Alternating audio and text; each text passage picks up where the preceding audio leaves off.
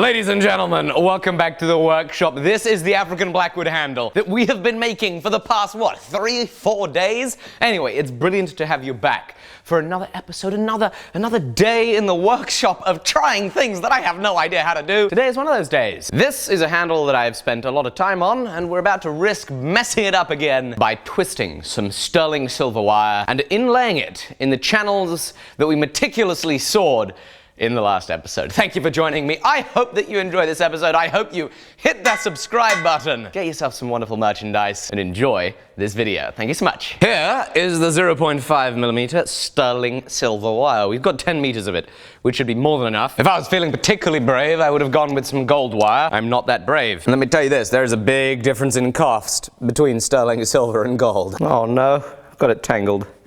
Oh, gee whiz. Oh, I knew I'd get it tangled at some point today. Ah!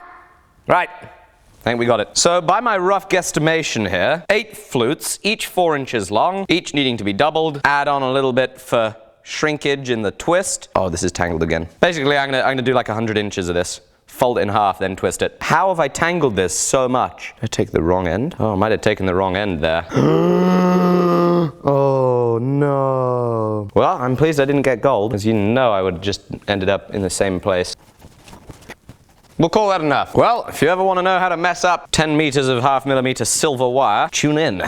This is the place for it. And work these kinks out of it. Now we'll bend her in half. Put these ends here in the vise. Give them a clamp. Got an Allen key and a cordless drill. We'll put the wire in the little Allen key.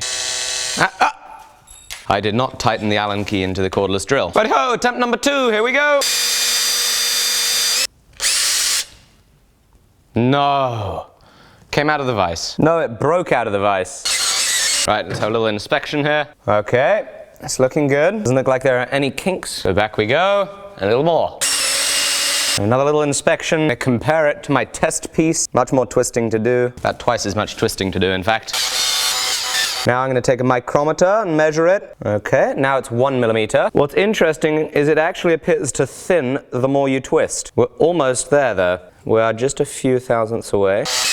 Here we go. 0.975! Bingo, bango! We've only gone and done it.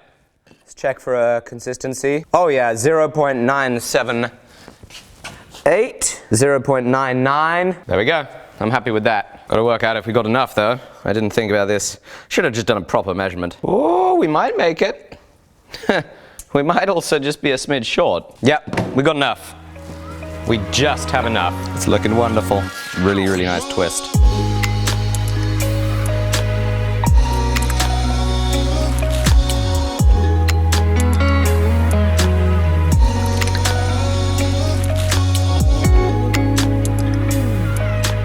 So how is it that we are going to attach our silver wire? Well, for one, it can't be just as is, because, as I'm sure you can imagine, it's then going to be proud of 0.975mm from the flat, nice machined surface of the end of the handle. So what we're going to have to do is we are going to have to do another saw cut, or maybe drill, not sure. But essentially, we need to make sure that there is relief, so that, once installed, this bent over section will then be able to go into a hole. Also, is not going to be proud of this surface. It'll be flush. Since we've been getting some good practice with it, I figure we might as well try the saw, see how that works.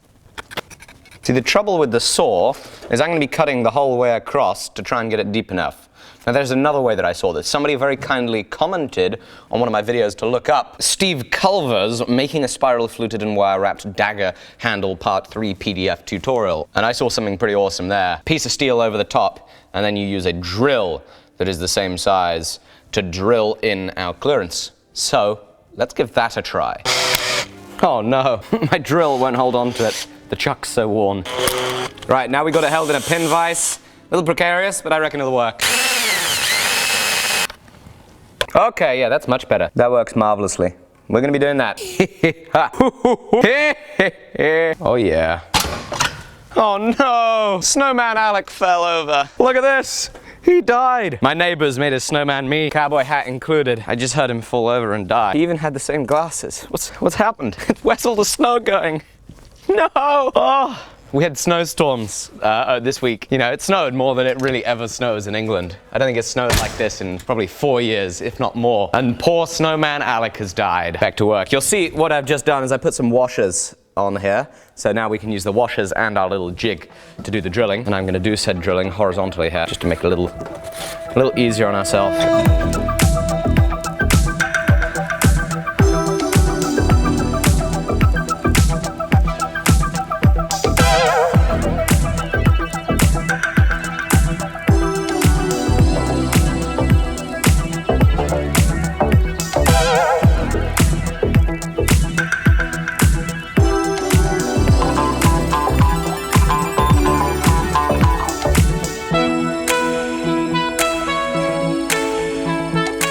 Holy moly, we have 7 inlays done, and I could not have hoped for it to go any better. This is super duper exciting and shocking and really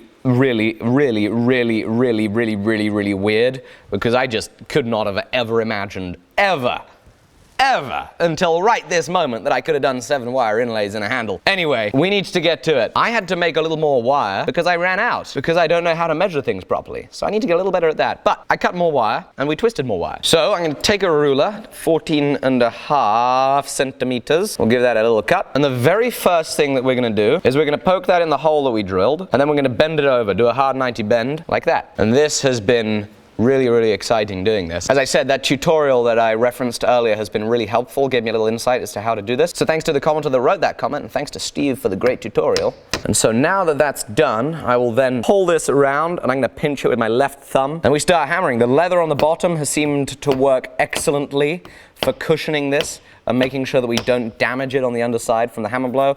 And this is a nylon-faced dead blow hammer that also seems to be working just fine and hasn't damaged my finish at all on either the silver or on the blackwood. So I'm really pleased about that, because I was terrified about this, but it's going well, And so with each hammer blow, we just move slightly. We make sure that we keep pinching that with our left hand and keep working it around, making sure that we get the silver seated properly the whole way down, all the way around. And you'll see some of these, it'll hold it really tightly. This one seems to be a little bit of a larger gap, and so it's actually popped out of where we've already hammered it in. And those are just variations in the saw cuts themselves across this piece. I've had to increase the depth on some of these saw cuts. In fact, most of them were just fine from my original eyeball depth. Now, as we get to the end there, that one's just too wide. It doesn't let our piece sit all the way, sit in there and tighten up. But anyway, as we get to the end, I'm going to take my little nippers and we're going to cut off the excess wire. We don't need all of that.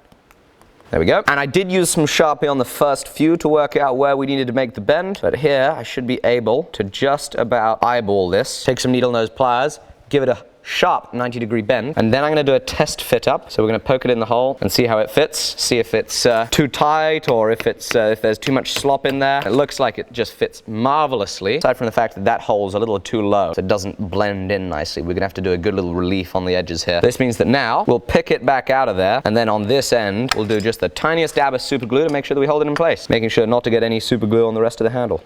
So super glue's on, find the hole. Use the pick here.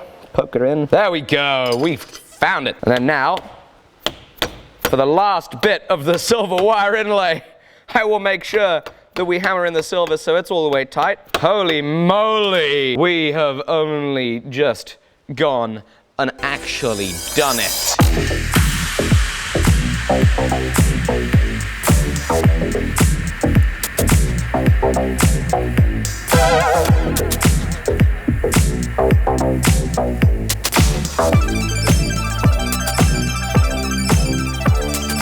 Now, just because I'm extremely thrilled with how this turns out doesn't mean it's perfect by any stretch of the imagination. In fact, here, when I drilled those holes, they were actually meant to be grooves, not holes. Now, the thing is, I just messed up. I clearly wasn't paying enough attention to the angle of the drill, because I let it not match up with the steel, but instead dig into the wood itself. That means that there's not quite super amounts of consistency where the silver wire terminates. Now my aim here with this 400 grit sandpaper is for us to do a little bit more of an aggressive heirlooming so that it rolls in ever so slightly and we can hopefully, yes that's right, cover up that little mistake of the silver wire not terminating at the perfect spot, which ideally would be at the very end of the piece. Since it doesn't, let's see if this will help.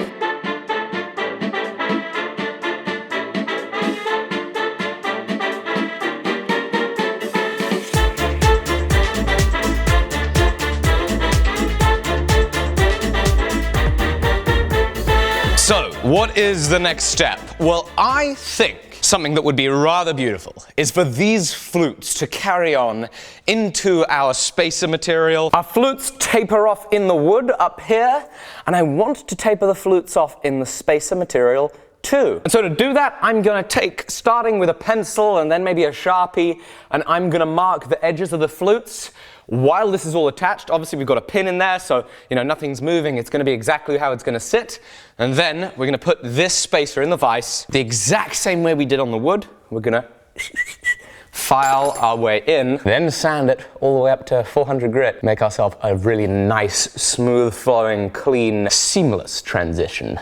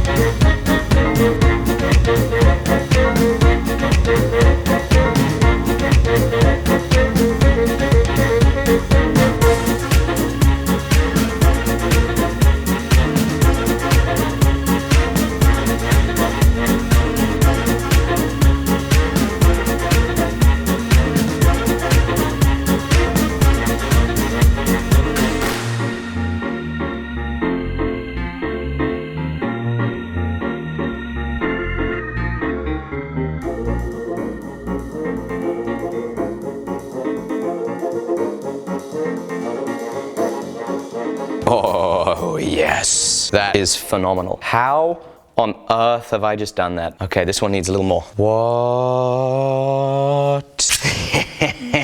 So after filing, I then took some pieces of wet and dry sandpaper and we sanded these out. I went 180. I actually did end up skipping all the other grits and just going 180 straight to 400, and it seemed to work fine. It's so little material to remove on each one. It's just gone marvelously. This one needs a little more, and so we'll keep doing that. Take a new piece of sandpaper. I've been soaking the sandpaper in soapy water, which seems to help them save from cracking so quick, being soaked in there for about 10 minutes. Of course, the sandpaper wears very fast. Oh my goodness, this is beautiful. This makes me very happy. Ah! I dropped it.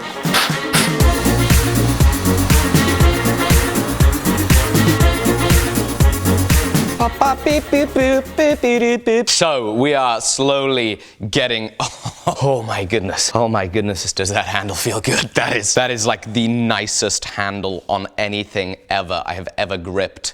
Of course, a hilt, still need to move it. I keep saying that. I've been saying that for like 4 episodes. We need to move this hilt up and away so it's not pinching our hand. But this, now that it has a handle on it, it just feels so incredible. I have heard from a little birdie named Google that a rapier wants the balance point to be 22% up from its overall length. Well, the overall length on this bad boy was about 4 feet. Wow, that's a long sword. 123 centimeters. I've also heard that a rapier sword poking in the ground wants to come to about your belly button. Well, my belly button's about there, so obviously it's a little big. That's fine. Are we really gonna complain? I'm certainly not complaining. The thing is super awesome. 1230 times 0.78. Oh, calculator needed. 959.4. 960. Apparently the balance point wants to be right here. 960 millimeters up from the tip. Let's see if it balances. Balance point's currently about there. which I believe makes this a little bit on the old front heavy side. And so that's where the pommel comes in, because we can use the pommel to counterbalance it just enough so that we move our balance point a little bit further up. How much? Oh, gee whiz, feels like the pommel needs to be quite heavy. Really, 22% of the overall length? We need a heavy pommel there, ladies and gents. How about we try a 1, 2, 3 block? Oh, even a 1, 2, 3 block doesn't do it. How about we try an angle block? Okay, that's too much. Okay, 1, 2, 3 block and a collet is too much. Okay, basically we just need a smidge more than a 1, 2, 3 block, because an inch forward we're good. There's a lot of mass in a 1, 2, 3 block. Does your granite surface plate double as a measuring scale? Our 1, 2, 3 block is 15.8 ounces, just under a pound. So if we shoot for a pound of weight, 450 grams, we should be about all set. So now I'm gonna open up Fusion. You actually see I did draw the blade out in Fusion a little while ago, which was helpful. Helped me get a picture of, what is the size and shape of the blade, what are the measurements I want for it to look proportional, and it also gave me a good opportunity to practice on this software. But what I'm going to try and do, bear in mind, I have used Fusion twice and never with success. What we're going to try and do is model a pommel and see how much it weighs and see what sizes we have to change to make it weigh that exact pound that we're looking for.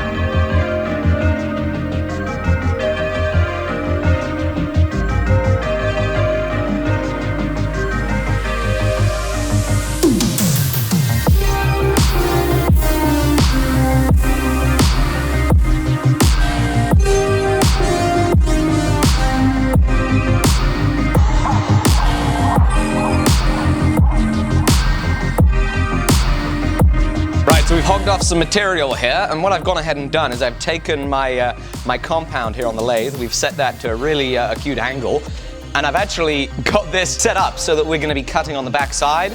So the aim here is we turn the lathe on in reverse, and I've never done this, hopefully it works, and we come in and cut with the compound with the lathe turning in reverse. Well, looks like it works. Let's do it.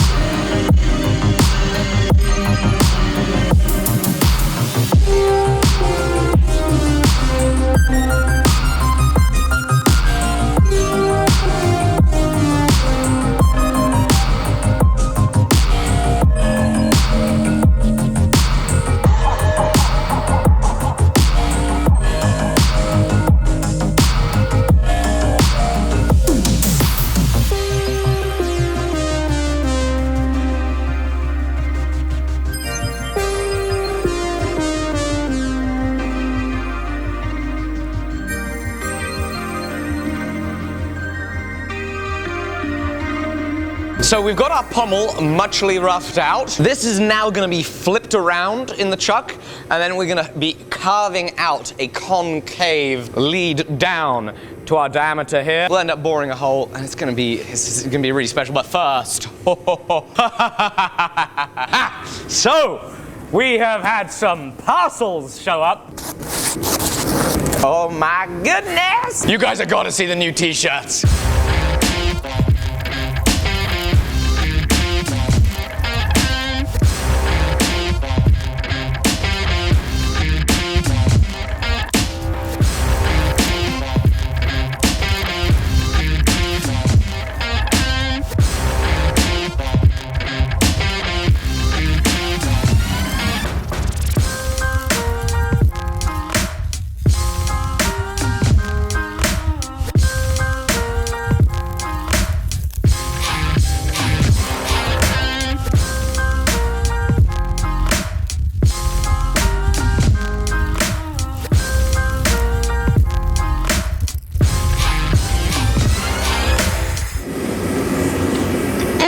That's what I'm talking about. That tastes just like power hammer grease. That's the Pilkington Power Hammer mug. We've got beautiful renderings of the Pilkington Power Hammer. This is half drawing, half photo, and it's so beautiful. You want a bigger power hammer to inspire you to do great things, because the people that built this power hammer knew how to build great things. You can get a bigger poster of the Pilkington Power Hammer on beautiful matte photo paper. So nice. And best of all, you got an iPhone or a Samsung phone.